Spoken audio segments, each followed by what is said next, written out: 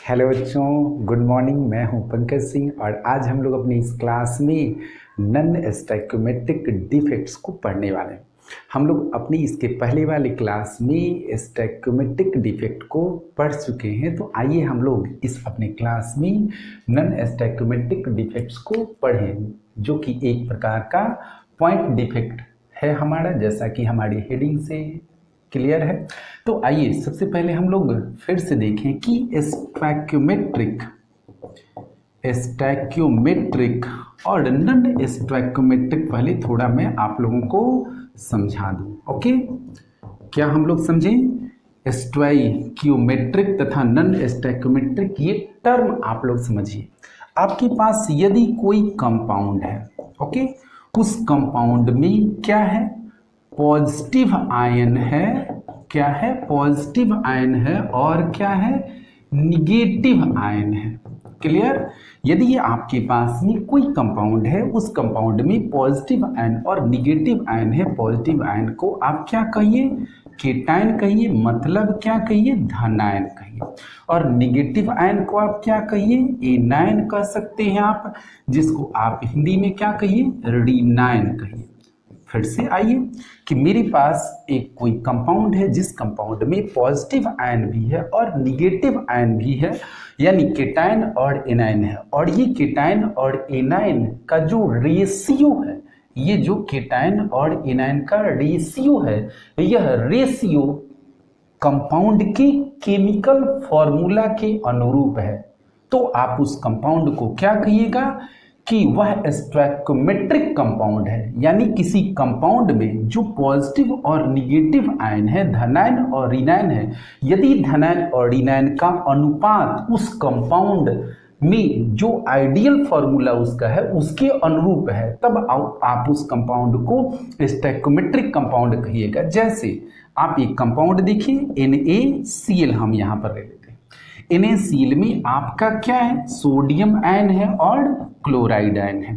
अब इस sodium ion, chloride ion जो क्रिस्टल में है, कल्पना करिए कि 100 सोडियम आयन है और 100 क्या है?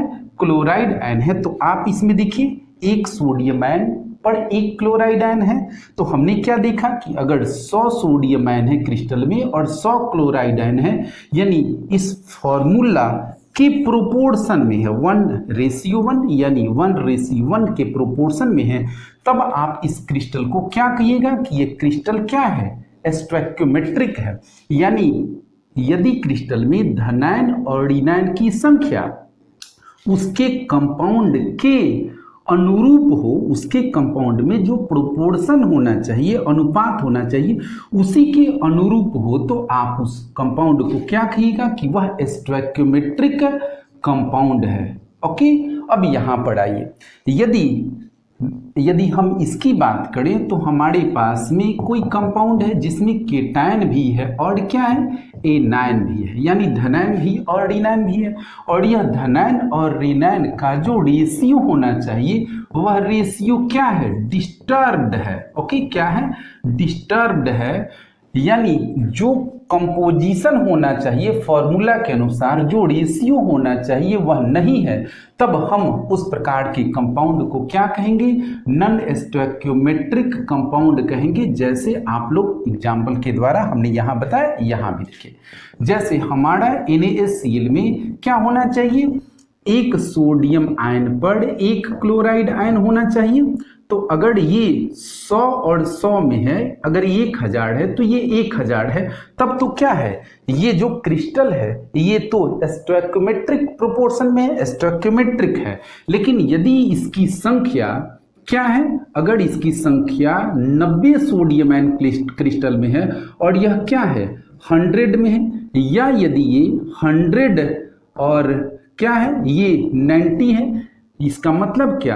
कि इसमें इसके प्रोपोर्शन में, क्रिस्टल में प्रोपोर्शन नहीं है, 1:1 नहीं है, तब हम इस प्रकार के कंपाउंड को क्या कहेंगे? कि इसमें धनायन और ऋणायन का जो प्रोपोर्शन है, धनायन और ऋणायन का जो रेशियो है, वो कंपाउंड के आइडियलिटी के अनुसार नहीं है, तब इस प्रकार के क्रिस्टल को हम क्या कहेंगे?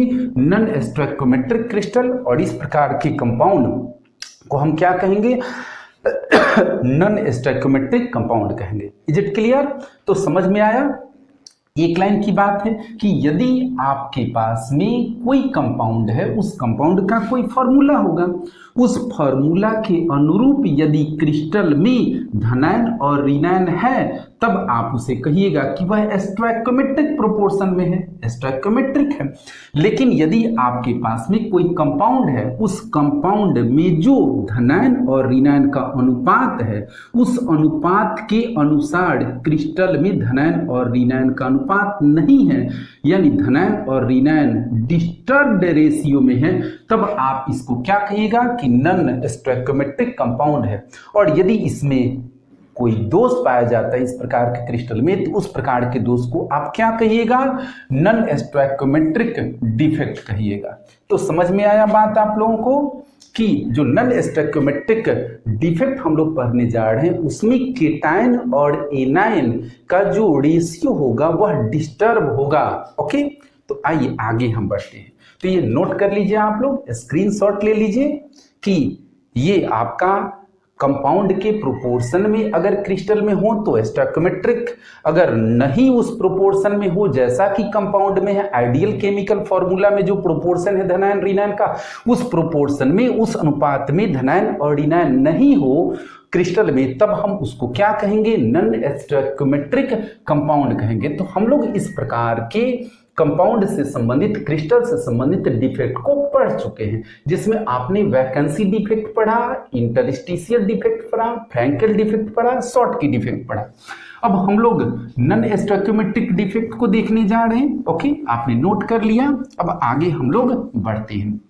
ओके, तो नॉन स्टोइकोमेट्रिक डिफेक्ट का हमारा पहला पॉइंट क्या कहता है कि नॉन स्टोइकोमेट्रिक डिफेक्ट में हमारा नॉन स्टोइकियोमेट्रिक जो डिफेक्ट होगा, इस नॉन स्टोइकोमेट्रिक डिफेक्ट में जो रेशियो होगा, ratio of positive and negative ion क्या होगा? डिस्टर्ब्ड होगा। डिस्टर्ब यानी कि जो अनुपात में होना चाहिए वो अनुपात में नहीं होगा, डिस्टर्ब होगा। ये आपका पॉइंट हो गया। अब चलिए इसको हम लोग एग्जाम्पल के द्वारा आगे समझेंगे, बारी बारी से पढ़ेंगे। तो रेशियो हमारा पॉजिटिव और निगेटिव आयन का जो होना चाहिए वो नहीं हो, उससे डिफरेंट है। तो इस आधार पर हम लोग नॉन स्टोइकोमेट्रिक डिफेक्ट को कितने भागों में बांटते हैं? हम लोग नॉन स्टोइकोमेट्रिक डिफेक्ट को हम लोग दो भागों में बांटते हैं। एक को हम लोग क्या कहते हैं, जैसा मैंने आप लोगों को बताया कि नॉन स्टोइकोमेट्रिक डिफेक्ट में जो धनायन और ऋणायन का अनुपात होना चाहिए वो अनुपात नहीं है। इसका मतलब क्या है? या तो धनायन अधिक है या फिर ऋणायन अधिक है। दैट मीन्स या तो पॉजिटिव आयन एक्सेस है, पॉजिटिव आयन एक्सेस है, यानी केटायन क्या है? केटायन एक्सेस है। एक्सेस मीन्स क्या होता है? अधिक है। या फिर क्या है? आपका एनायन एक्सेस है, एनायन एक्सेस है, यानी आपका क्या है? ऋणायन अधिक में है, ऋणायन अधिक है। और इसको हम क्या कहेंगे? धनायन अधिक है, अधिक है। अगर दोनों बराबर हो जाए, धनायन और ऋणायन बराबर हो जाए कंपाउंड के अनुपात के अनुसार, तब तो हम उसको क्या कहेंगे? स्टोइकोमेट्रिक कहेंगे। लेकिन धनायन और ऋणायन की अनुपात बराबर नहीं है, तभी हम क्या कह रहे हैं? नॉन स्टोइकोमेट्रिक कह रहे हैं। तो यहाँ धनायन का मतलब यानी पॉजिटिव आयन का मतलब आप क्या लीजिए? मेटल से लीजिए। मेटल पे कौन से चार्ज होते हैं? धनायन होते हैं, पॉजिटिव आयन होते हैं। मेटल जो एक्चुअली आयन होते हैं वो पॉजिटिव आयन होते हैं। तो याद रहेगा, मैं कभी भी अगर इस बात को कहूँ पॉजिटिव आयन इस कंसेप्ट में, तो पॉजिटिव आयन का तात्पर्य आपका क्या होगा? धनायन से होगा, मेटल आयन से होगा। तो हमने क्या देखा? पॉजिटिव आयन जब अधिक मात्रा में हो और निगेटिव आयन जब क्या हो? अधिक मात्रा में हो, तब हम यहाँ पर एक डिफेक्ट पाएंगे जिसको हम क्या कहेंगे? मेटल एक्सेस डिफेक्ट हम कहेंगे। क्या कहेंगे? मेटल एक्सेस डिफेक्ट कहेंगे, यानी धातु आधिक्य दोष हम कहेंगे। और जब एनायन अधिक हो जाए यानी केटायन कम हो जाए, जब एनायन अधिक हो जाएगा यानी ऋणायन अधिक हो जाएगा, तब वहां धनायन क्या हो जाएगा? कम हो जाएगा। और जब धनायन कम होगा मतलब धातु की निम्नता हो जाएगी, तो हम इस प्रकार से जो उत्पन्न दोष होगा उसे हम क्या कहेंगे? मेटल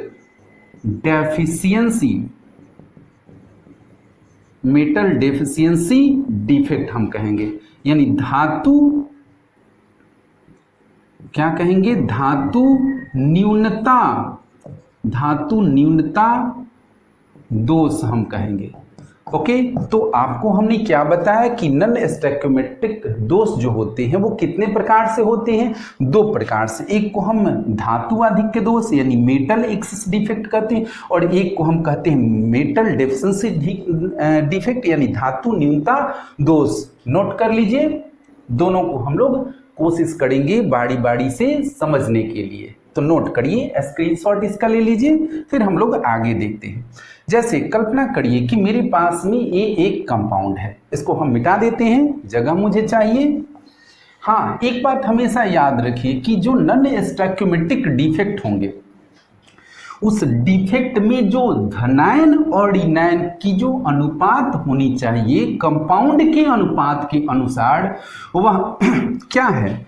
वह नहीं है। जैसे आज हम लोगों के देश में आप देखिए, जो जेंडर रेशियो है, जैसे मेल की तुलना में फीमेल का जो रेशियो है वो गड़बड़ हो गया है, उसमें प्रॉब्लम आ गई है। तो अगर 100 फीमेल है तो 100 अगर मेल हो तो हम क्या कहेंगे कि वहां जेंडर इक्वलिटी है। तो हम इसको क्या कह सकते हैं कि स्टोइकियोमेट्रिक प्रोपोर्शन में वहां पॉपुलेशन है, बॉयज और गर्ल्स की संख्या सेम प्रोपोर्शन में है, 1:1 में है, यानी वहां जेंडर इक्वलिटी है। दैट मीन्स वहां स्टोइकियोमेट्रिक प्रोपोर्शन है। लेकिन यदि लड़कियों की संख्या जैसा कि घटते जा रही है, यदि 100 लड़कों पर लड़कियों की संख्या अगर 80 हो या 90 हो तो हम वहां पर जेंडर इक्वलिटी नहीं देखते हैं और जेंडर इक्वलिटी नहीं पाते हैं। और इस प्रकार से हम उस प्रोपोर्शन को यदि यहां से तुलना करें तो हम क्या कहेंगे? हम कहेंगे कि वह नॉन स्टोइकियोमेट्रिक रेशियो है, नॉन स्टोइकियोमेट्रिक प्रॉब्लम है। तो आई होप आपको समझ में आ गया होगा। और आज हमारे देश में अगर जेंडर इक्वलिटी की बात देखें तो वह स्टोइकियोमेट्रिक प्रोपोर्शन में न होकर नॉन स्टोइकियोमेट्रिक प्रोपोर्शन में है, जिसका कारण है बालिका शिशु भ्रूण हत्या। ओके, तो आइए हम लोग अपने मैटर को देखें। तो हमारा जो नॉन स्टोइकियोमेट्रिक डिफेक्ट होगा, ये नॉन स्टोइकियोमेट्रिक डिफेक्ट का हमारा क्या कंसेप्ट होगा कि इसमें जो धनायन तथा ऋणायन का अनुपात जो होना चाहिए वह क्या है? वह डिस्टर्ब्ड है। ओके, वह क्या है? डिस्टर्ब्ड है। हाँ, ये डिफेक्ट में जो इलेक्ट्रिकल न्यूट्रलिटी होनी चाहिए, क्या होनी चाहिए? इलेक्ट्रिकल न्यूट्रलिटी क्या होनी चाहिए? मेंटेन्ड होनी चाहिए। ओके, मेंटेन्ड होनी चाहिए। यानी जितना भी हम लोग दोष देखने वाले हैं इस हेडिंग के अंतर्गत, इस टॉपिक में, उसमें हम लोग क्या पाएंगे कि वैद्युत उदासीनता क्या रहेगी? वैद्युत उदासीनता बनी रहेगी, यानी इलेक्ट्रिकल न्यूट्रलिटी ऑलवेज मेंटेन रहेगा। और इस प्रकार का जो डिफेक्ट होगा वो किसमें पाया जाता है? जनरली जो ट्रांजिशन मेटल होते हैं, जो ट्रांजिशन मेटल कंपाउंड होते हैं, आप जानते हैं डी ब्लॉक एलिमेंट्स को हम लोग ट्रांजिशन एलिमेंट कहते हैं। ओके, डी ब्लॉक एलिमेंट को ट्रांजिशन एलिमेंट कहते हैं। और ग्रुप किसको छोड़कर हम कहते हैं? 12 को छोड़कर कहते हैं। तो वो सब अलग टॉपिक है। तो सीधे सीधे हम यहाँ देखें कि जो ट्रांजिशन मेटल होते हैं, संक्रमण धातु के जो कंपाउंड होते हैं, जनरली इस प्रकार के डिफेक्ट को शो करते हैं। That means transition metal compound generally shows this type of defect, इस प्रकार के डिफेक्ट शो करते हैं। और हाँ, सम कुछ लैंथेनॉइड्स एंड एक्टिनॉइड्स भी also shows this type of defects. Clear? तो ये समझ में आया कि इस प्रकार के डिफेक्ट में धनायन और ऋणायन का जो रेशियो होना चाहिए वो डिस्टर्ब रहता है। हाँ, इलेक्ट्रिकल न्यूट्रलिटी बनी रहेगी और यह दोष किसमें प्रायः पाते हैं? ट्रांजिशन मेटल के कंपाउंड में और कुछ लैंथेनॉइड्स और actinoids, that means if block elements के जो कंपाउंड होते हैं वो भी इस प्रकार के डिफेक्ट्स शो करते हैं। तो मिटाया जाए, नोट कर लीजिए। कर लिया आपने नोट? ओके। तो जैसा कि हमने पहले बताया है कि जो नॉन स्टोइकोमेट्रिक डिफेक्ट होता है, there are two type of defect, one is called metal excess defect and other is called metal deficiency defect. Okay, तो हम लोग नॉन स्टोइकोमेट्रिक डिफेक्ट में कितना हम लोग देखने वाले हैं? Metal excess defect. तो इसको सबसे पहले हम लोग पढ़ लें कि मेटल एक्सेस डिफेक्ट यानी धातु आधिक्य दोष क्या है। तो सबसे पहले हम लोग देखें कि मेटल एक्सेस डिफेक्ट यानी धातु आधिक्य दोष का कारण क्या है। तो सबसे पहले ये जानिए, जो कि मैंने शुरू में ही बताया है, कि इस प्रकार का दोष कब होगा? जब पॉजिटिव आयन की संख्या क्या होगी? अधिक होगी। तो इस प्रकार का दोष कब उत्पन्न होगा? इस प्रकार का दोष उत्पन्न तब होगा जब पॉजिटिव आयन एक्सेस अमाउंट या प्रोपोर्शन, एक्सेस अमाउंट यानी या फिर प्रोपोर्शन मतलब अनुपात, प्रोपोर्शन में हो, जिसके दो कारण हो सकते हैं। क्या इसके कारण होंगे? एक आपका होगा क्या? एनायन वैकेंसी, जिसको हम क्या कहेंगे? ऋणायन रिक्तिका। ओके, और दूसरा हमारा क्या होगा? हमारा दूसरा होगा presence of extra cation in interstitial sites, यानी अंतराकाशी स्थल में अतिरिक्त धनायन की उपस्थिति किसमें? क्रिस्टल में। तो ये आपका हो गया। फिर से मेरी बात देखिए, आप क्या देख रहे हैं? नॉन स्टोइकोमेट्रिक डिफेक्ट, जिसमें आपको दो डिफेक्ट आएगा, एक मेटल एक्सेस डिफेक्ट और एक मेटल डेफिशिएंसी डिफेक्ट। तो मेटल एक्सेस डिफेक्ट अगर हम लोग देखें तो इस प्रकार का दोष तब उत्पन्न होगा, नाम से ही क्लियर है, जब मेटल क्या होगा? क्रिस्टल में एक्सेस अमाउंट में होगा।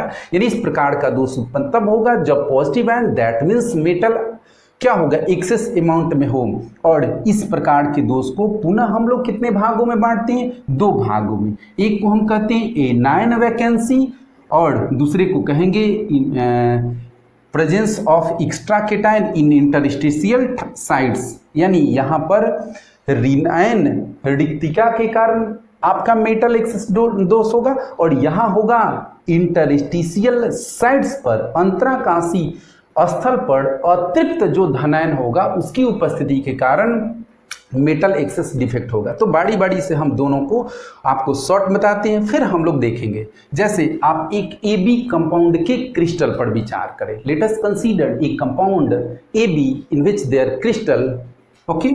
तो हम लोग एक AB कंपाउंड ले लिए। क्या मैंने लिया?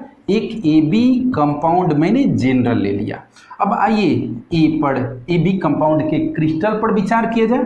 तो फिर से देखिए, मेरे पास में AB एक कंपाउंड है और इस AB कंपाउंड के क्रिस्टल पर विचार करें, जिसमें हमने मान लिया कि A पर प्लस चार्ज है, B पर माइनस, A पर प्लस, B पर माइनस, ओके, ये हमने दे दिया। फिर यहाँ देखिए B पर minus, A plus, B minus, A plus, फिर यहाँ आप देख लीजिए A plus, B minus, A plus, B minus, फिर यहाँ देखिए B minus, A plus, B minus, A plus. अब आप एक ध्यान से देखेंगे तो ये एक क्या है? ये एक आपका क्रिस्टल हो गया। ये एक क्या मैंने बना दिया? एक AB कंपाउंड का क्रिस्टल बना दिया, जिसमें A और B एकदम अपने निश्चित प्रोपोर्शन में है। और ये एक आइडियल क्रिस्टल है, जिसमें देखिए A कितना है? 1 2 3 4 5 6 7 8। यहाँ A कितना है? 8 है। और B इसमें कितना है? नेगेटिव आयन कितना है? ये भी 8 होगा। 1 2 3 4 5 6 7 और 8, यानी यहाँ पर इस क्रिस्टल में A यानी केटायन, B यानी एनायन यानी धनायन और ऋणायन का प्रोपोर्शन जो है वो इक्वल प्रोपोर्शन में है, 8 और 8 के रेशियो में है। दैट मीन्स ये एक आइडियल क्रिस्टल है, इसमें कोई डिफेक्ट नहीं है। चूंकि हम लोग डिफेक्ट की बात कर रहे हैं और वही नॉन स्टोइकोमेट्रिक डिफेक्ट में, जिसमें केटायन और एनायन अपना इक्वल प्रोपोर्शन में नहीं होंगे, तो हम यहाँ पर कोई अभी फिलहाल डिफेक्ट नहीं दिखाए। अब यहाँ पर क्या होगा? किसी कारणवश, ओके, किसी कारणवश आपका क्या हो जाए, यहाँ से देखिए ध्यान से, यहाँ से जो निगेटिव आयन है वो क्या हो जाए? मिसिंग हो जाए। यानी ये सब लैटिस पॉइंट है और कुछ लैटिस पॉइंट से जो निगेटिव आयन है उसकी क्या हो जाए? मिसिंग हो जाए, गायब हो जाए। तो यहाँ से निगेटिव आयन क्या हो गया? यहाँ से निगेटिव आयन हम अगर सबको ऐसे ऐसे रिप्रेजेंट करें, देखिए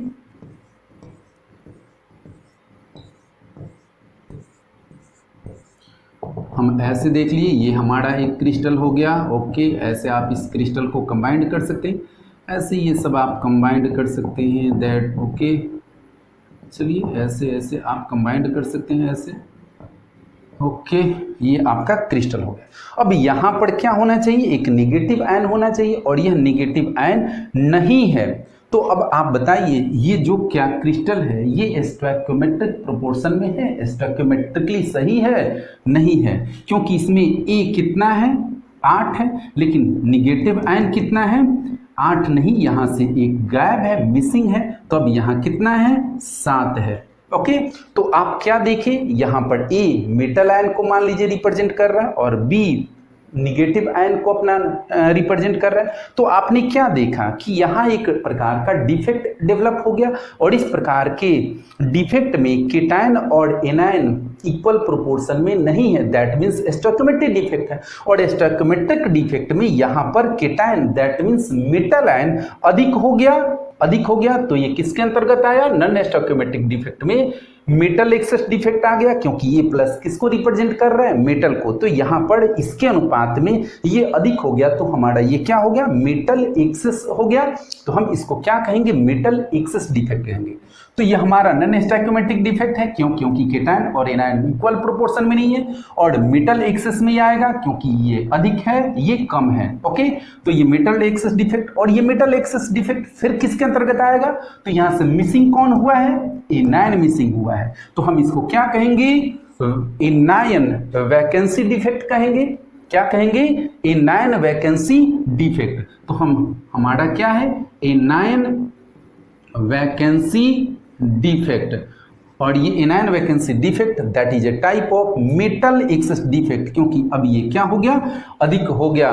तो हम इसको एनायन वैकेंसी डिफेक्ट कहेंगे। इतनी बातें समझ में आ गई, ओके। अब इसको एक एग्जाम्पल के द्वारा, हाँ, ये नोट कर लीजिए। तो नोट आपने किया तो ऋणायन रिक्तिका जो आपने देखा, उस ऋणायन रिक्तिका के कारण जो धातु आधिक्य दोष उत्पन्न हुआ, यह धातु आधिक्य दोष उत्पन्न होने के कई कारण हो सकते हैं। उस कारण की चर्चा आप लोगों को नहीं करनी है कि आखिर ये किस प्रकार से डिफेक्ट उत्पन्न हुआ। सिंपली आप समझ सकते हैं कि ये क्रिस्टल को गर्म वगैरह करने पर या किसी अन्य कारण से ये प्रॉब्लम डेवलप हो गया, और इस प्रॉब्लम में आपने मेटल को क्या देखा, एक्सेस अमाउंट में देखा, और ये मेटल एक्सेस डिफेक्ट रहा, और ये एनायन वैकेंसी के कारण हुआ। इतनी बातें समझ में आई, नोट कर लीजिए। ओके, नोट कर लिए, मिटा दें। अब चलिए हम लोग एक और एग्जाम्पल अपना देखें। इस प्रकार का जो डिफेक्ट होता है, इस प्रकार का जो डिफेक्ट होता है वो किस में पाया जाता है? हम जनरली देखते हैं कि जो अल्कली मेटल के हैलाइड होते हैं, ये जो एनायन वैकेंसी डिफेक्ट होता है ये किसके द्वारा शो होता है? जनरली अल्कली मेटल हैलाइड के द्वारा शो किया जाता है। जैसे NaCl में यह डिफेक्ट पाया जाता है, लिथियम क्लोराइड में, पोटासियम क्लोराइड में इत्यादि। तो फिर से देखिए, हमने अभी आपको बताया एनायनिक वैकेंसी के कारण मेटल एक्सेस डिफेक्ट, और यह डिफेक्ट में मैंने एक AB कंपाउंड का एग्जाम्पल लेकर आपको समझाया। अब हम लोग क्या देखते हैं कि यह डिफेक्ट किस में पाया जाता है? तो अल्कली मेटल के halide like sodium chloride, lithium chloride, potassium chloride, this type of defect show करते हैं। तो अब आइए हम लोग किसको ले लें, हम लोग समझें सोडियम क्लोराइड इस प्रकार का डिफेक्ट कैसे शो करता है। ओके, तो आइए सोडियम क्लोराइड पर हम लोग विचार करें। तो मेरे पास में सोडियम क्लोराइड का क्रिस्टल हो गया। देखिए सोडियम आयन, यहाँ से थोड़ा समझिए, sodium ion, chloride ion, sodium ion, chloride ion, चलिए सोडियम आयन, फिर यहाँ देखिए chloride ion, sodium ion, chloride ion, sodium ion, chloride ion, फिर यहाँ देखिए sodium ion, chloride ion, sodium ion, chloride ion, sodium ion, थोड़ा सा यहाँ इसको छोटा लिखा जाए, chloride ion, sodium ion, chloride ion, sodium ion, chloride ion.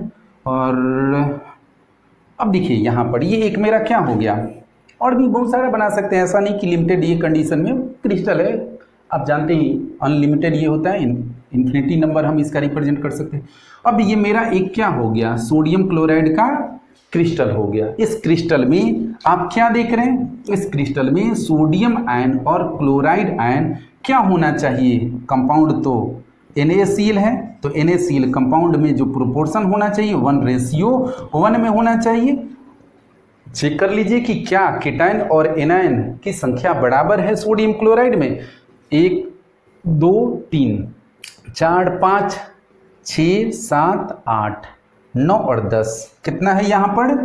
अब देखिए यहाँ 10 सोडियम आयन मैंने बनाया है, इस एग्जाम्पल में क्लोराइड आयन भी 10 होना चाहिए। 1 2 3 4 5 6 7 8 9 10, ये भी 10 है। इसका मतलब कि ये सोडियम क्लोराइड का एक आइडियल क्रिस्टल है। ओके, सोडियम क्लोराइड का एक आइडियल क्रिस्टल मैंने बना दिया।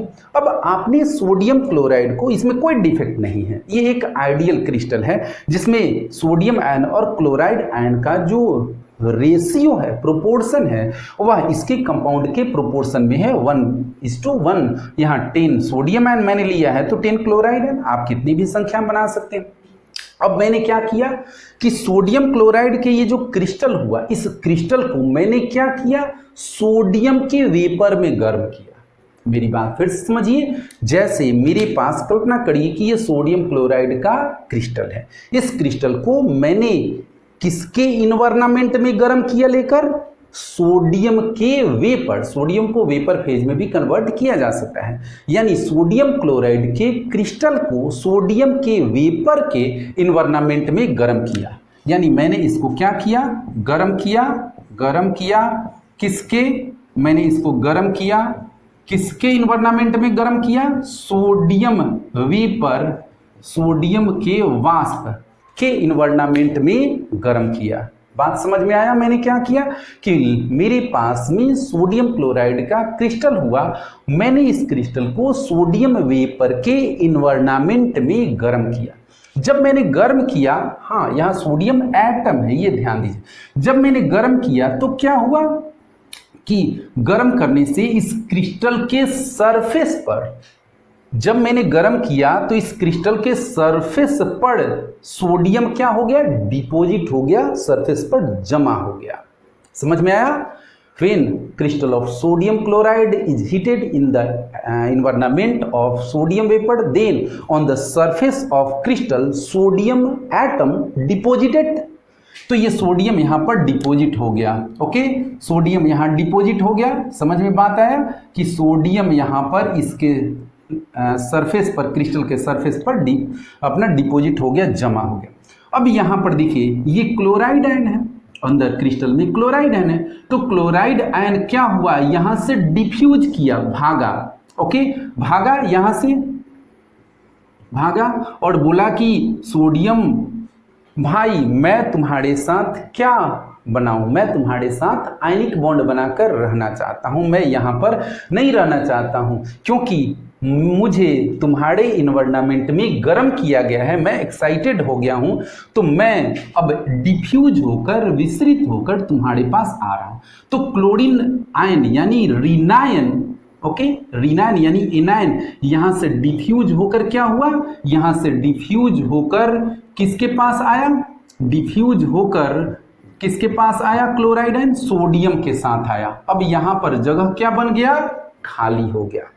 तो अब सोडियम परमाणु के पास आया डिफ्यूज होकर क्लोराइड आयन, तो क्या क्लोराइड आयन सोडियम से रिएक्शन करके जुड़कर क्या NaCl बनाएगा, बिल्कुल नहीं बनाएगा। ओके, बिल्कुल नहीं बनाएगा क्योंकि ये यहां पर परमाणु है और ये यहां पर आयन है, तो ये डिफ्यूज होकर आया, तो इसके लिए ये तुरंत सोडियम क्या करेगा, सोडियम एक इलेक्ट्रॉन लॉस करके सोडियम आयन में कन्वर्ट होगा।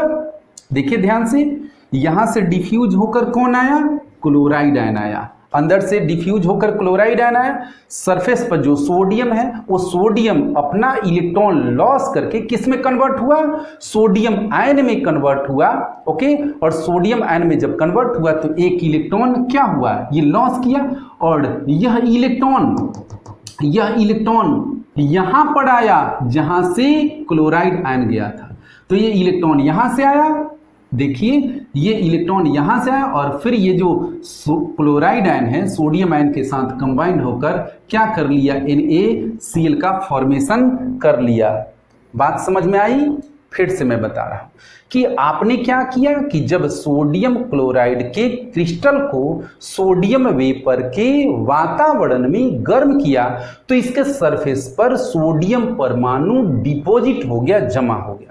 अब क्रिस्टल से कुछ जो क्लोराइड आयन रहे वो डिफ्यूज होकर गए और डिफ्यूज होकर सोडियम के साथ मिलकर सोडियम क्लोराइड का निर्माण किए और सोडियम क्लोराइड के निर्माण के लिए सोडियम ने एक इलेक्ट्रॉन अपना लॉस किया और लॉस किया, तब जाकर लॉस करके ये सोडियम आयन में कन्वर्ट हुआ और सोडियम आयन और फिर अंदर से जो क्लोराइड आयन रहा वो कंबाइंड होकर सोडियम क्लोराइड बना लिया और फिर जो ये एक इलेक्ट्रॉन लॉस किया था वो इलेक्ट्रॉन फिर क्या आ गया, अंदर आ गया जहां से ये क्लोराइड आयन डिफ्यूज हुआ था। और इस प्रकार से अब यहां देखिए जो क्रिस्टल में रहा इलेक्ट्रिकल न्यूट्रलिटी बनी रही, वैद्युत उदासीनता बनी रही, एक प्लस एक पॉजिटिव आयन, 2 3 4 5 6 7 8 9 10 इसमें पॉजिटिव आयन है।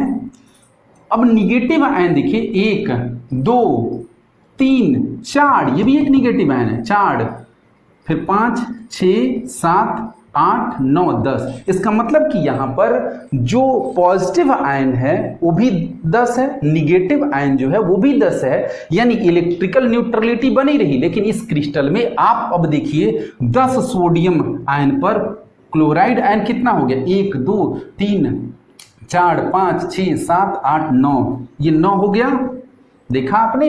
तो हम इसको क्या कहेंगे, हम कहेंगे कि इस क्रिस्टल में मेटल एक्सेस हो गया। देखिए यहाँ 10 सोडियम आयन पर 9 ही क्लोराइड आयन है, तो इस क्रिस्टल में क्या हो गया, मेटल एक्सेस हो गया, मेटल एक्सेस हो गया।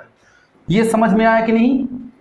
नहीं आया। फिर से हम कहिए तो बता दे रहे हैं कि हमने क्या किया कि सोडियम क्लोराइड के क्रिस्टल को सोडियम वाष्प के वातावरण में गर्म किया, तो कुछ लैटिस पॉइंट से, कुछ जालक स्थल से क्लोराइड एंड डिफ्यूज होकर सोडियम परमाणु के पास गया। सोडियम परमाणु इलेक्ट्रॉन लॉस करके क्लोराइड आयन से कंबाइंड होकर NaCl का फॉर्मेशन किया, और जो इलेक्ट्रॉन सोडियम को सोडियम आयन में परिवर्तित करने में लॉस हुआ, वो इलेक्ट्रॉन वहीं डिफ्यूज होकर गया जहां से क्लोराइड आयन क्रिस्टल से डिफ्यूज हुआ था, और इस तरीके से क्रिस्टल की इलेक्ट्रिकल न्यूट्रलिटी बनी रही। अब यहां पर ये अनपेयर्ड इलेक्ट्रॉन उपस्थित हो गया, यहां पर ये क्या हो गया, अनपेयर्ड इलेक्ट्रॉन उपस्थित हो गया, और इस अनपेयर्ड इलेक्ट्रॉन की उपस्थिति वाला जो केंद्र रहेगा, इसको हम क्या कहेंगे, इसको हम कहेंगे F केंद्र कहेंगे। क्या कहेंगे, हम इसको कहते हैं F सेंटर। क्या कहते हैं, F सेंटर हम इसको कहते हैं। यानी जो एनायनिक वैकेंसी रही यहां, इस एनायनिक वैकेंसी को हम क्या कहेंगे, F सेंटर कहेंगे। यह एक जर्मन वर्ड है, F, ये एक क्या है, जर्मन वर्ड, FARBENZENT, फार्बेंजेंटर। यह एक जर्मन वर्ड फार्बेंजेंटर से रिलेटेड है, जिसका मतलब होता है कलर सेंटर।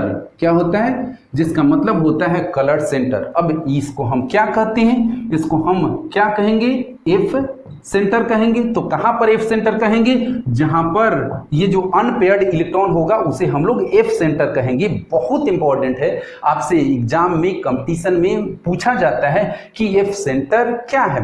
तो ये F centre actually German word फार्बेंजेंटर से रिलेटेड होता है, जो कलर सेंटर से रिलेटेड है। अब ये जो F केंद्र है, इसको हम F केंद्र, कलर सेंटर यहां क्यों है, तो जो सोडियम क्लोराइड होता है, यदि ये डिफेक्ट न पाया जाए तो आप क्या पाते हैं कि सोडियम क्लोराइड का क्रिस्टल व्हाइट कलर का अपीयर होता है। लेकिन यहां पर जो अनपेयर्ड इलेक्ट्रॉन है, यहां पर क्या है, ये अनपेयर्ड जो इलेक्ट्रॉन है, इस अनपेयर्ड इलेक्ट्रॉन के कारण इसकी इलेक्ट्रिकल कंडक्टिविटी बढ़ जाती है।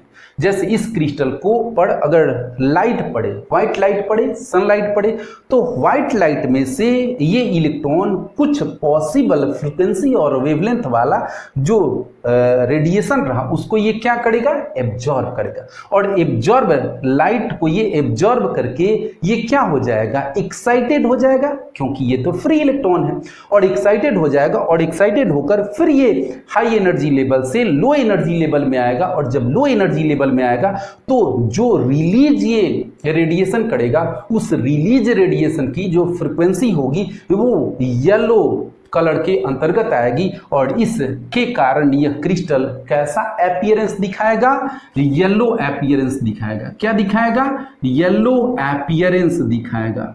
तो ये आपसे पूछा जाएगा कि जो सोडियम क्लोराइड का क्रिस्टल होता है वह येलो अपीयरेंस का क्यों होता है, क्योंकि सोडियम क्लोराइड के क्रिस्टल में सोडियम की एक्सेस हो जाती है, और सोडियम की एक्सेस का रिलेशन किससे है, अनपेयर्ड इलेक्ट्रॉन से है, और इसको F केंद्र कहा जाता है। इसी को F केंद्र कहा जाता है।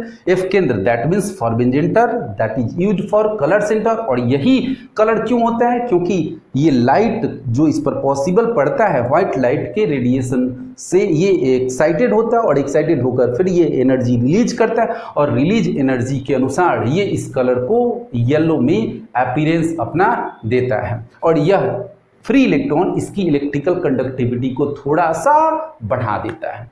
इतनी बातें समझ में आई। तो हम लोग अभी तक क्या देख रहे थे, नॉन स्टोइकोमेट्रिक डिफेक्ट। मैंने पहले ही बताया कि केटायन और एनायन डिस्टर्ब प्रोपोर्शन में होंगे, और मेटल एक्सेस, तो यहाँ मेटल एक्सेस हो गया।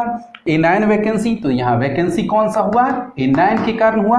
ओके, अब हम लोग किसको देखने वाले हैं, हाँ, तो हमने क्या बताया कि इस प्रकार का अपीयरेंस येलो अपीयरेंस होता है। अब हम लोग देखेंगे presence of extra cation in interstitial sites. तो ये नोट कर लीजिए, ओके, स्क्रीनशॉट ले लीजिए, मिटाएं। चलिए थोड़ा सा हम लोग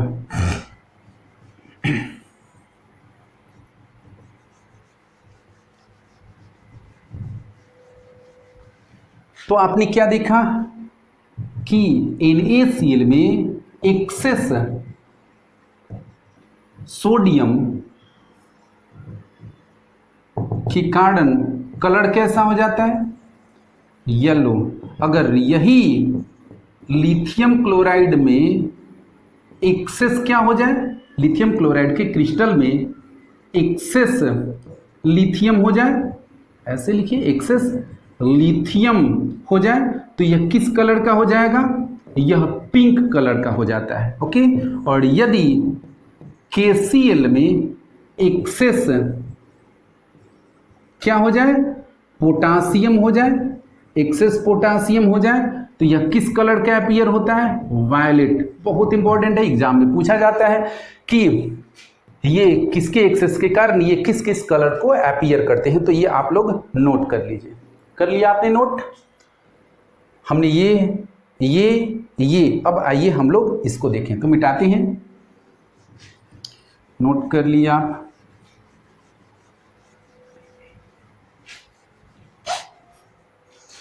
अब चलिए हम लोग ये वाला पॉइंट तो देख लिए कि एनायनिक वैकेंसी के कारण मेटल एक्सेस डिफेक्ट किस प्रकार से डेवलप हुआ, जो हमने सोडियम क्लोराइड में एफ सेंटर से रिलेटेड देखा। हाँ, हमने क्या देखा कि सोडियम क्लोराइड जो रहा वो डायामैग्नेटिक नेचर का रहा। डायामैग्नेटिक नेचर, आप मैग्नेटिक नेचर को पढ़े होंगे, आगे इसी चैप्टर में हम लोगों को पढ़ना है सॉलिड स्टेट में।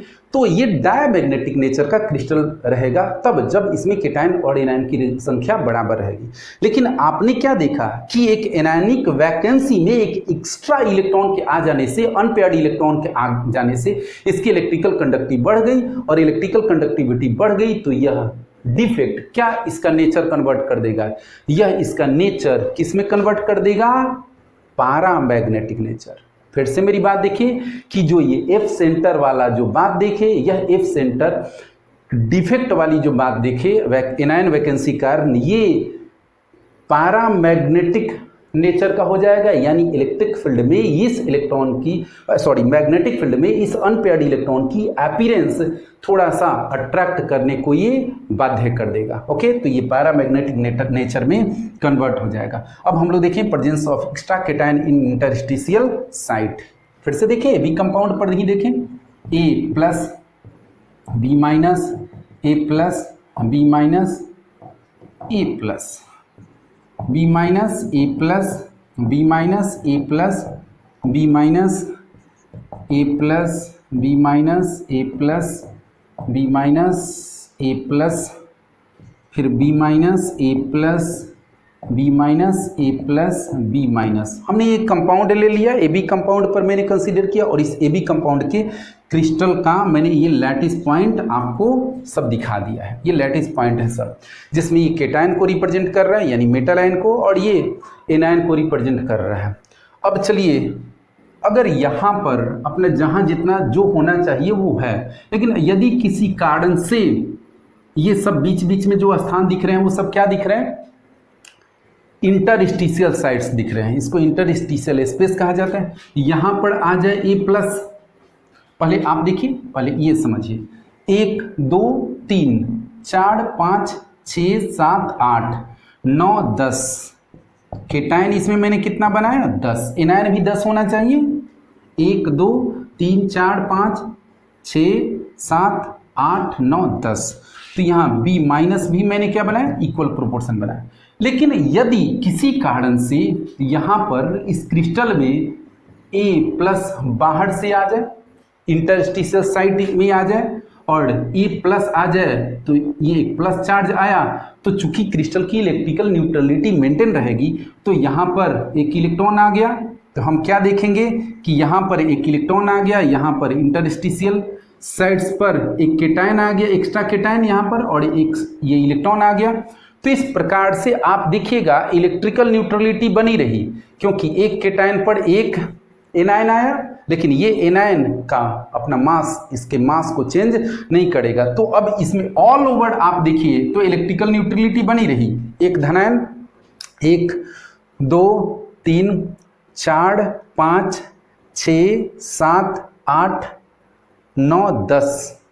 तो ऋणायन भी देखिए 1 2 3 4 5 6 7 8 9 10, ये तो मैंने गिना ही नहीं। ओके, कुछ गलत काउंट हुआ है। देखिए पहले तो इसमें इलेक्ट्रिकल न्यूट्रलिटी बनी रहनी चाहिए, 1 2 3 4 5 6 7 8 9 10 और ये वाला एक 11।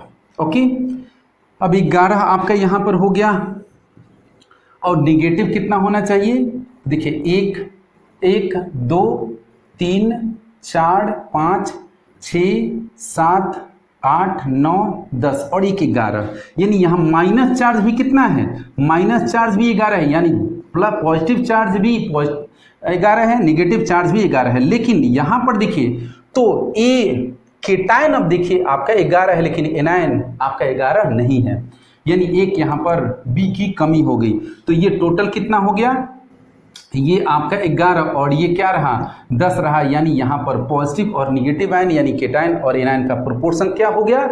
डिस्टर्ब हो गया। और इस डिस्टर्ब में केटायन की संख्या क्या हो गई? बढ़ गई, और केटायन की संख्या बढ़ गई तो ये बढ़ी कहाँ पर? इंटरस्टिशियल स्पेस पर बढ़ गई। और इंटरस्टिशियल स्पेस पर जितना केटायन बढ़ा समान संख्या में अदर इंटरस्टिशियल स्पेस में यानी नेबरिंग इंटरस्टिशियल स्पेस में वो इलेक्ट्रिकल कंडक्टिविटी इलेक्ट्रिकल न्यूट्रलिटी को बनाए रखने के लिए इलेक्ट्रॉन भी उतना आ गया। इस तरीके से इलेक्ट्रिकल न्यूट्रलिटी बनी रही और यह डिफेक्ट क्या रहेगा?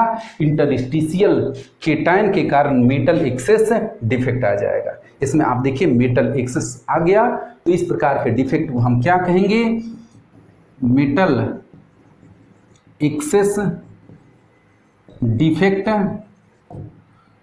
Due to interstitial cation. Note कर लीजिए, मैं ये आप लोगों को बता रहा हूं, नोट कर लीजिए। नोट कर लिया आपने? मिटा दूं? चलिए अब आइए हम एक एग्जाम्पल ले लेते हैं। जैसे आपके पास में क्या हुआ? जेडेनो जिंक ऑक्साइड हो गया आपके पास में। ओके, जिंक ऑक्साइड हो गया जो किस अपीयरेंस का होता है? वाइट अपीयरेंस का होता है। और जिंक ऑक्साइड में आप जानते हैं Zn2+ होता है और 2- होता है, तो ये आपका जिंक आयन और ये ऑक्साइड आयन। अब आपके पास में जिंक ऑक्साइड का क्या है? जो अभी मैंने बताया उसी टाइप से जिंक ऑक्साइड का क्या है? आपके पास में एक क्रिस्टल है, देखिए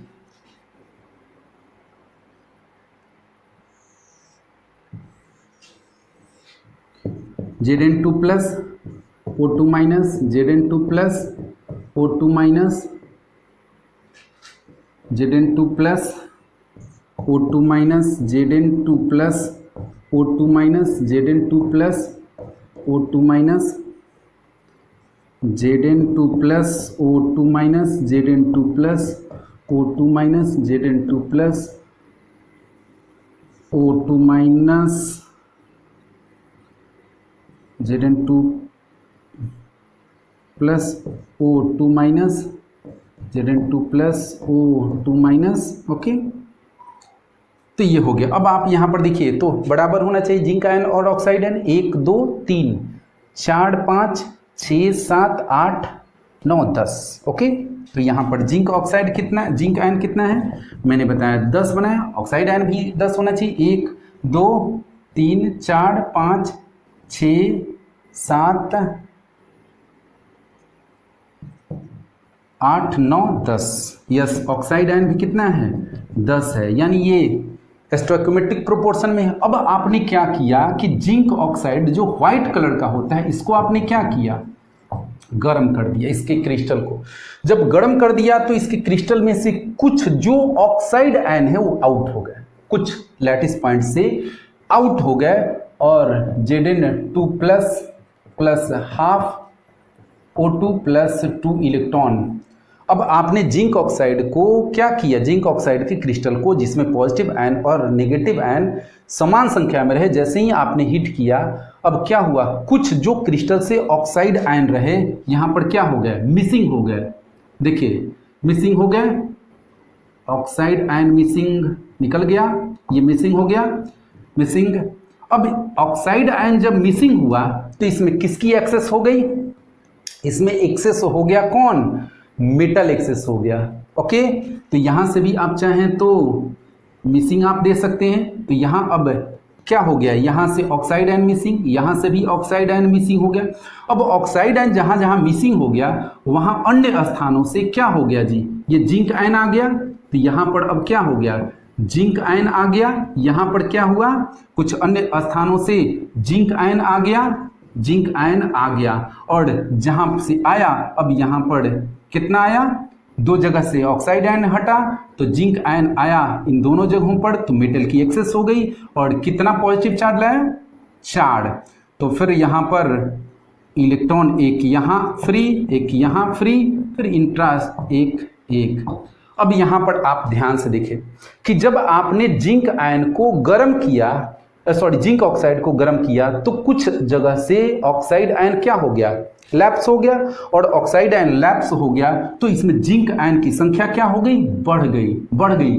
बाहर से जिंक आयन नहीं आया, देखिए 1 2 3 4 5 6 7 8 9 10, पहले भी 10 था अभी भी 10 है, लेकिन ऑक्साइड आयन 10 यहां नहीं होना चाहिए। 1 2 3 4 5 6 7 8, अब ये कितना हो गया, 8 हो गया। लेकिन इसकी इलेक्ट्रिकल जो न्यूट्रलिटी रही वो बनी रही। केटायन देख लीजिए कितना है, 1 या 2 2 4 2 6 2 8 2 10 2 12 2 14 2 16 2 18 2 20, 20 पॉजिटिव चार्ज है, तो 20 नेगेटिव चार्ज भी होना चाहिए। तो नेगेटिव चार्ज 2 2 4 2 6 1 7 और 2 9 2 11 13 14 15 16 17 18 19। तो यहाँ पर इलेक्ट्रिकल कंडक्टिविटी बिल्कुल पॉजिटिव और निगेटिव की क्या रही, बनी रही। तो जो लॉस हुआ ऑक्साइड आयन, उसके जगह पर उसके स्थान पर जिंक आयन आ गया। और जिंक आयन जितना आया अपने साथ इलेक्ट्रॉन भी, अपने पड़ोस में इलेक्ट्रॉन भी उतना ले आया, क्रिस्टल की न्यूट्रलिटी बनी रहने के कारण। और इस प्रकार से इसमें पॉजिटिव और निगेटिव आयन बिल्कुल क्या होगा, समान होगा। तो यहाँ पर पॉजिटिव और निगेटिव समान होगा। तो यहाँ पर कितना लॉस हुआ था, 2 जिंक आयन, तो 4 इलेक्ट्रॉन आया।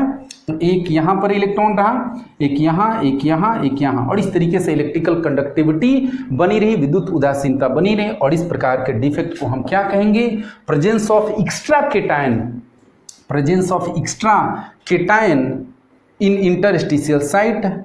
और इस प्रकार के डिफेक्ट को हम क्या कहते हैं, मेटल एक्सेस डिफेक्ट। तो हमने बता दिया आपको metal excess defect which are of 2 type, anionic vacancy, due to anionic vacancy और due to interstitial cation. Note कर लीजिए, फिर हम लोग आगे बढ़ते और मेंटेन करते हैं। ओके, फिर मिलते हैं हम लोग अपने।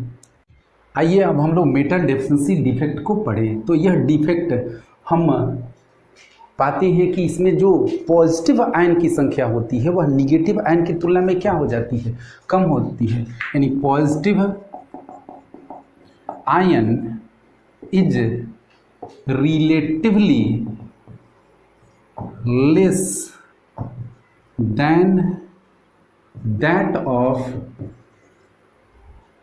Negative ion. Okay, negative ion यानी कि धनायन की संख्या इसमें कम हो जाती है ऋणायन की संख्या की तुलना में। तो यहाँ पॉजिटिव आयन धनायन की संख्या किसको कंपेयर किया जा रहा है, किसको लिया जा रहा है, मेटल से लिया जा रहा है, मेटल आयन से लिया जा रहा है। ओके, तो अब हाँ, एक इसमें एक और बात जान लीजिए कि जो मेटल डेफिशिएंसी डिफेक्ट होता है वैसे मेटल शो करते हैं जो वेरिएबल ऑक्सीडेशन स्टेट को रिप्रेजेंट करते हैं। यह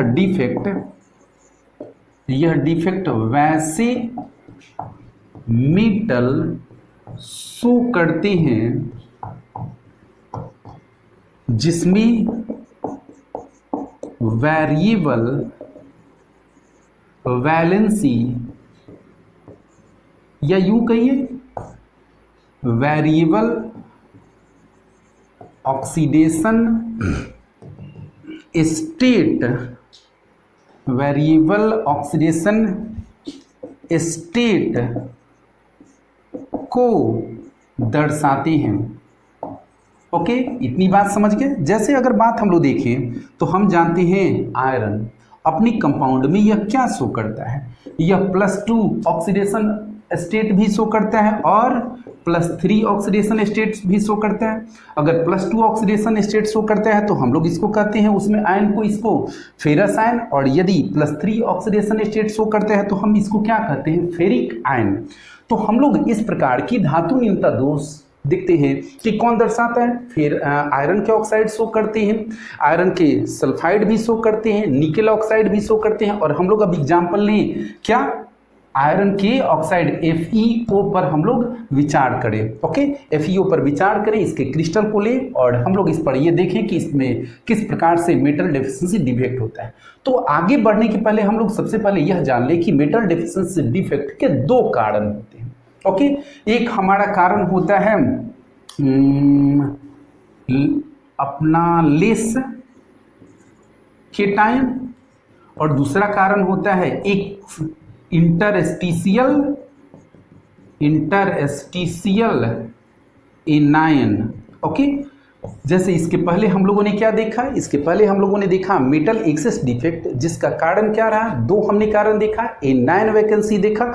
ओके, और एनायन वैकेंसी, फिर हमने क्या देखा, इंटरस्टिशियल केटायन देखा। उसी तरीके से हम लोग मेटल डेफिशिएंसी डिफेक्ट की बात करें तो मेटल डेफिशिएंसी डिफेक्ट को हम लोग कितने भागों में बांटते हैं, 2 भागों में बांटते हैं। एक को हम क्या कहते हैं, जहां पर लेस केटायन हो, ओके, और दूसरा हमारा क्या हो, इंटरस्टिशियल एनायन की उपस्थिति के कारण ये हो। तो आप नोट कर लिए ये बात। आगे बढ़ते हैं हम लोग, और सबसे पहले हम लोग देखें क्या जी, लेस केटायन नंबर।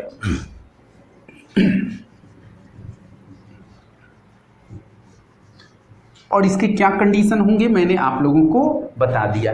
तो हम लोग अब इसमें कौन सा देखें, लेस केटायन, यानी केटायन की कमी के कारण होगा। हम लोग फिर से AB कंपाउंड पर अगर विचार करें तो हम AB कंपाउंड का एक एग्जाम्पल लें तो हम क्या लेते हैं, देखिए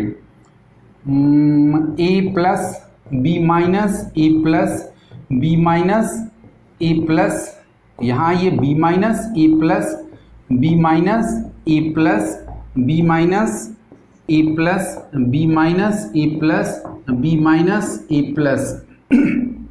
यहाँ हमारा B-A+B-A+, और फिर B-, ये मेरा एक AB कंपाउंड का क्या हो गया, क्रिस्टल हो गया, जिसमें ये केटायन और एनायन हमारे हो गए। ओके, ये मैंने एक क्रिस्टल बना दिया है, और इस क्रिस्टल में हमने यहाँ पर केटायन को रिप्रेजेंट किया है, जो किसके इक्विवेलेंट है, मेटल आयन के इक्विवेलेंट है, पॉजिटिव आयन के इक्विवेलेंट है। अब इसमें देखिए आपका A+ और B- किस प्रोपोर्शन में है, तो A कितना है, 1 2 3 4 5 6 7 8 9 10। यहाँ पर मैंने इस क्रिस्टल में कितना इस एग्जाम्पल में लिया, ऐसा नहीं कि हम इतने ही लेंगे, इससे बहुत ज़्यादा भी ले सकते हैं। ओके, अपनी नंबर्स के ऊपर आपके डिपेंड करते हैं। तो मैंने इस एग्जाम्पल में 10 लिया है। B भी तब 10 होना चाहिए, 1 2 3 4 5 6 7 8 9 10। यस, यहाँ पर ये 10 है, और ये स्टोइकोमेट्रिक प्रोपोर्शन में है, स्टोइकोमेट्रिक रूप में है। अब यहाँ पर हम क्या देखते हैं कि यहाँ पर यदि किसी कारण से यदि A+ यानी पॉजिटिव आयन क्या हो जाए, लेस हो जाए, यानी कि लेस केटायन हो जाए, तो लेस केटायन हो जाए तो यहाँ से लेस हो जाए, मिसिंग हो जाए, अपने कुछ लैटिस साइड से, कुछ लैटिस पॉइंट से जो केटायन है यानी पॉजिटिव आयन है लेस हो जाए, तो अब इसमें किसकी आपको कमी दिखने लगी, आपको इसमें मेटल डेफिशिएंसी दिखने लगा। बट क्या ये इलेक्ट्रिकल न्यूट्रलिटी है, नहीं है। तो इलेक्ट्रिकल न्यूट्रलिटी को बनाए रखने के लिए इसमें क्या होगा, हम यहाँ पर ये जो प्लस है अब ये किस में कन्वर्ट हो जाएगा, 2+ में कन्वर्ट हो जाएगा। अब आप देखिए यहाँ पर इलेक्ट्रिकल न्यूट्रलिटी बनी रही, एक पॉजिटिव, 2 3 4 5 6 7 8 9 10 पॉजिटिव यहाँ, और यहाँ पर 1 -, 2 -, 3 4 5 6 ओह 1 2 3 4 5 6 7 8 9 10, यानी टोटल इसमें पॉजिटिव चार्ज और निगेटिव चार्ज 10 है, लेकिन यहाँ पर से एक क्या हो गया आपका केटायन लेस हो गया, तो यहाँ पर मेटल की क्या हो गई डेफिशिएंसी हो गई, और जहाँ से मेटल की डेफिशिएंसी हुई उसके नेबर में निगेटिव चार्ज को बैलेंस करने के लिए एक एक्स्ट्रा क्या इस पर एक्वायर हो गया, पॉजिटिव चार्ज आ गया, जिससे क्रिस्टल की न्यूट्रलिटी इलेक्ट्रिकल न्यूट्रलिटी बनी रही। और इस प्रकार के डिफेक्ट को हम क्या कहेंगे, मेटल डेफिशिएंसी डिफेक्ट। और इसमें अब हमारा जो मेटल आयन है वो कितना हो गया, इस एग्जांपल में आप देख सकते हैं 9 हो गया, और नेगेटिव आयन बी माइनस कितना हो गया 10। तो हम इस प्रकार से क्या देखें कि ये लेस केटायन के कारण मेटल डेफिशिएंसी डिफेक्ट उत्पन्न होगा। लेकिन यहाँ पर ये बात ध्यान से देखिए कि जितना मिसिंग होगा पॉजिटिव आयन, उतना ही उसके नेबर में पॉजिटिव आयन एक्स्ट्रा आ जाएगा, ताकि इलेक्ट्रिकल न्यूट्रलिटी बनी रहे। तो ये लेस केटायन के कारण मेटल डेफिशिएंसी डिफेक्ट को बता दिया मैंने। इसको अब हम लोग आगे अगले एग्जाम्पल पर देखें, तो इसको नोट आप कर लीजिए। नोट कर लिया आपने। अब देखिए मैंने पहले ही बताया कि ये जो डिफेक्ट है वैसे मेटल शो करते हैं जो variable oxidation number, variable valency को शो करते हैं। आयरन ऑक्साइड पर हम लोग अगर कंसीडर करें, पहले हम लोग हाँ आयरन ऑक्साइड पर कंसीडर कर लें, तो आप जानते हैं आयरन ऑक्साइड में इस पर क्या होता है 2+ होता है, और इसमें क्या होता है ऑक्साइड पर 2- होता है। ओके, अब हम एक क्रिस्टल बनाने जा रहे हैं Fe2+O2-, Fe2+O2-, Fe2+ oxide ion, okay Fe2+O2-, Fe2+O2-, Fe2+O2-, Fe2+O2-, इसलिए यहाँ O2-, Fe2+O2-, Fe2+O2-। अब ये मेरा एक क्या हो गया क्रिस्टल हो गया। ओके, ये मेरा एक क्या हो गया, ये मेरा एक क्रिस्टल हो गया। Is it clear?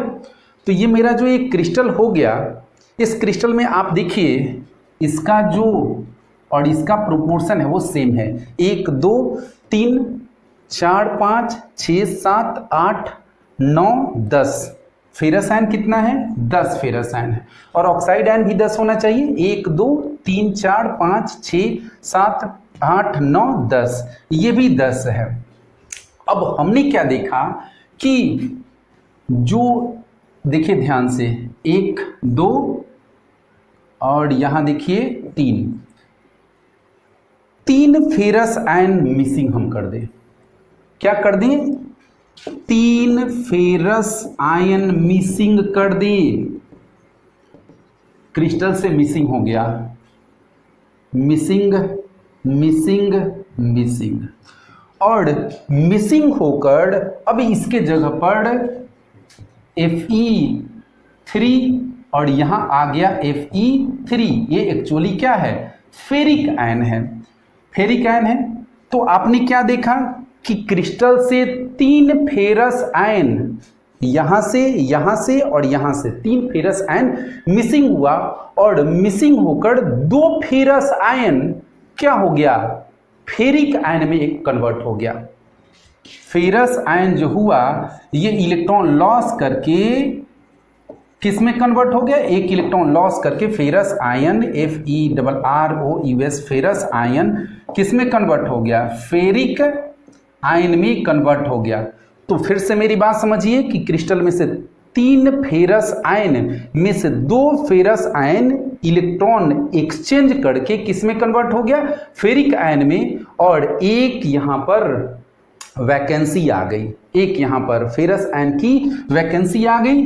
तो यहां पर जो वैकेंसी आ गई तो क्या यहां पर ये इलेक्ट्रिकल न्यूट्रलिटी है? देखिए 2 3 5 6 7 3 10 2 12 2 14 2 16 2 18 2 20, यहाँ पर कितना पॉजिटिव चार्ज है 20 और निगेटिव चार्ज भी 20 होना चाहिए। देखिए 2 2 4 2 6 2 8 2 10 2 12 2 14 2 16 2 18 2 20, यानी यहां पर इलेक्ट्रिकल न्यूट्रलिटी बनी रही।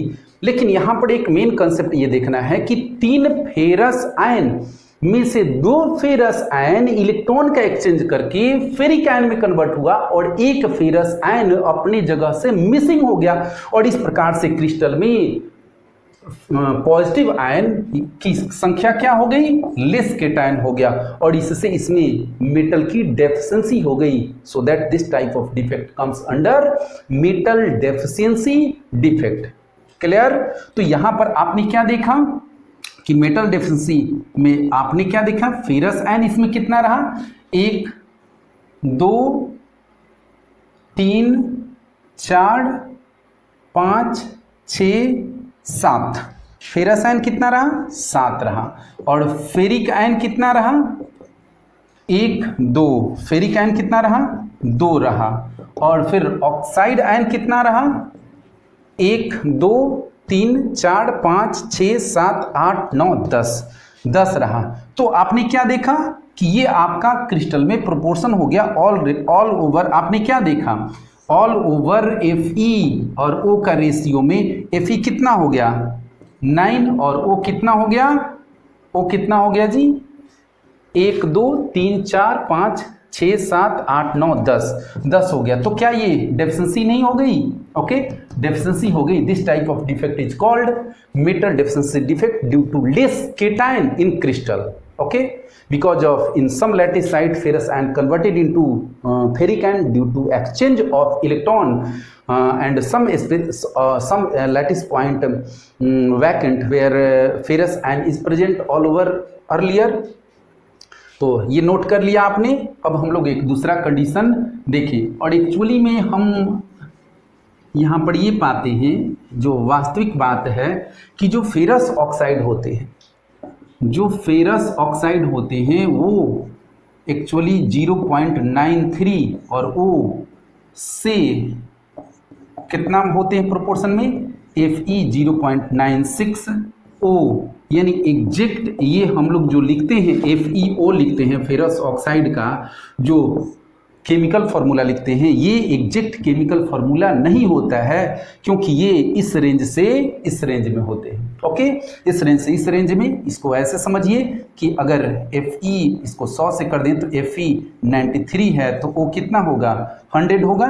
तो ये नॉन स्टोइकियो प्रोपोर्शन में है। So that this defect comes under non stoichiometric defect.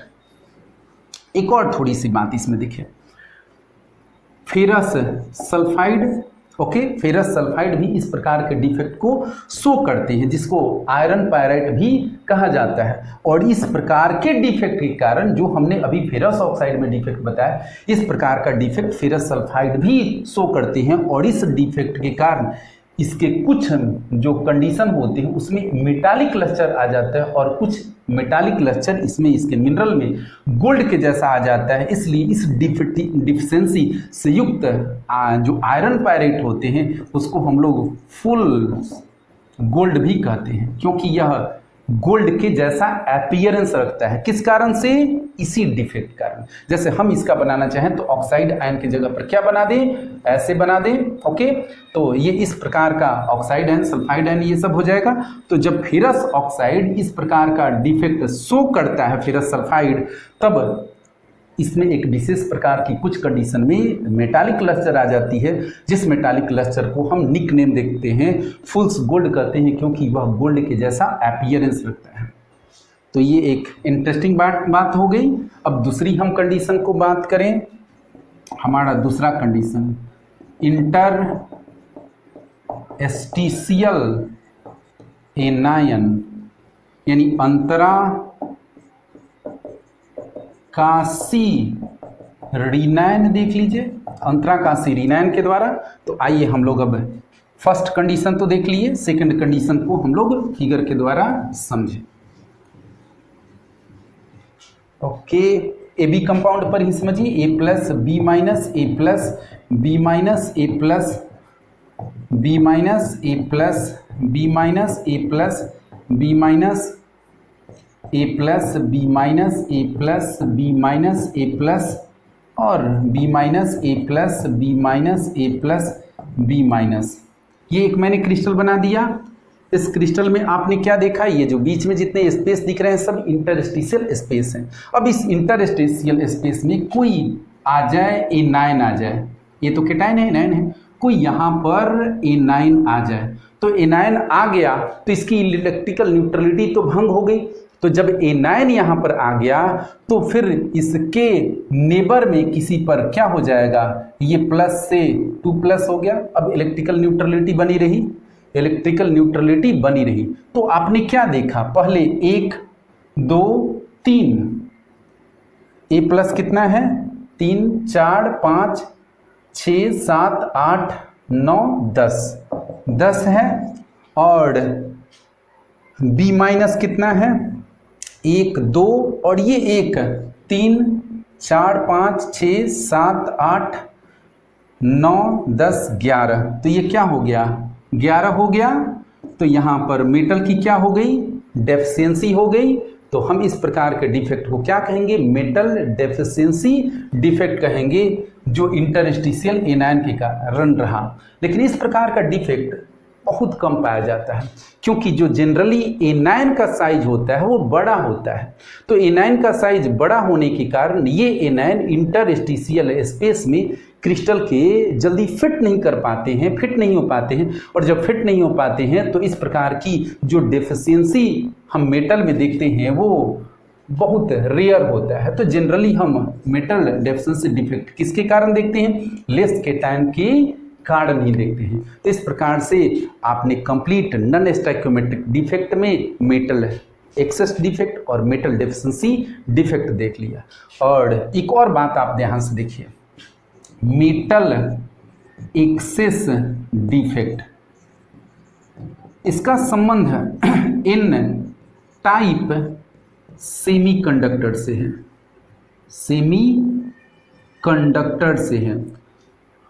और मेटल डेफिशिएंसी डिफेक्ट का संबंध पी टाइप सेमी कंडक्टर से है। ओके, तो फिर हम लोग मिलते हैं अपने अगले क्लास में। तब तक के लिए जय हिंद, जय भारत, गुड बाय।